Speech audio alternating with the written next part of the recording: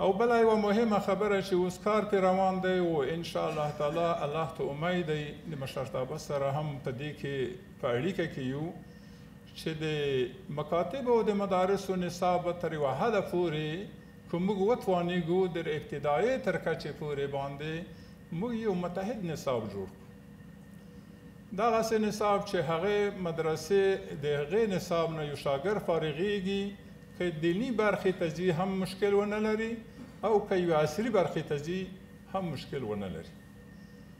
نو د ابتدایي تر کچې پورې به انشاءالله موږ کوشش کوو چې دغسې یو متحد نصاب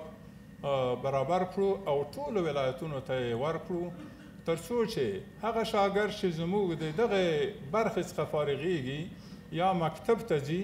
هغه به کاملا په اسلامي علومو باندې پوه وي، هغه به په خپل عقیده باندې پوه وي، هغه به اسلامي او شرعي احکامو باندې پوه وي. نو دغسې یو شاګرد به موږ په مکاتبو کې ولرو.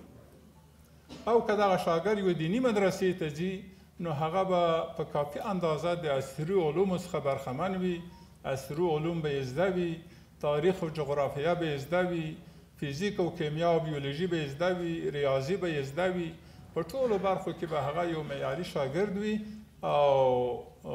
تر پایه پورې به دغه یو جامع یو معیاري شخصیت رامنځته کیږي.